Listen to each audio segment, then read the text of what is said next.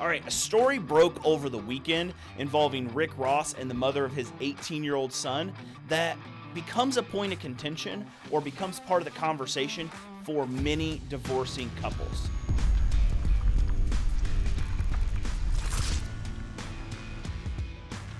So Tia Kemp, who is the mother of Rick Ross's soon-to-be college football playing son, she is demanding that Rick Ross send her $200,000 to pay for his tuition.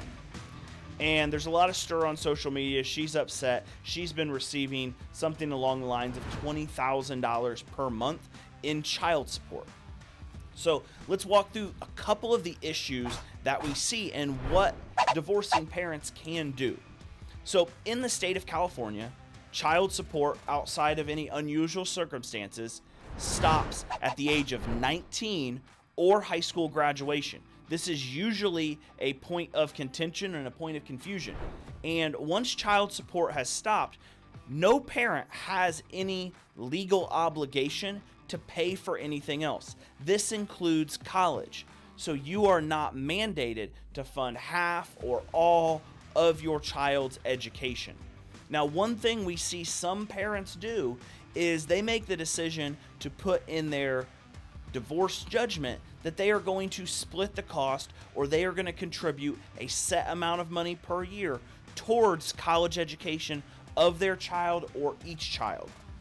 So it's one of those things where you are not legally obligated to do it, but many parents feel compelled to include that to ensure their children can go to college. Now, in this situation, I haven't dug too deep. I don't know Rick Ross's involvement. Now, there are photos of him on college visits with his son. It appears that he was paying a substantial amount of child support. So there's at least some level of involvement. But my position here would be is you have a man of extreme wealth, has made tens of millions of dollars, if not more, over the course of his professional life. And you have this bitter woman who is demanding that he pay for the college education. Now, my gut and my guess is that Rick Ross is probably going to pay for college tuition for his son, or at least the expenses that are not covered by scholarship. And this is a situation where there is a bitter baby mother who wants control of the situation. So she wants that money funneled through her. When in reality, in the state of California and most of the other states in the United States, once that child support obligation is met and paid in full, that former significant other, that ex-wife, the mother of your child, no longer has any right to anything that's yours or to demand you do anything for your child.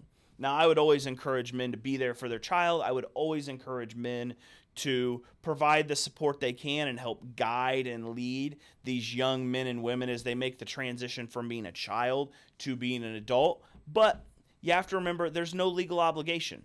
And I always jokingly tell our clients, you signed an 18-year contract and it wasn't with a pen when you had a child. Well, that contract's up. Unfortunately, you're still going to have to deal with your ex. You're still going to maybe have to deal with some of this stuff, especially some of the fathers who have turned their lives around or do really well. But Rick Ross has no obligation, and you as a father have no legal obligation to be sending money or to be paying for things once that child support obligation has been met. What do you guys think about what Miss Kemp's doing? Looks like to me she's doing this strictly for attention.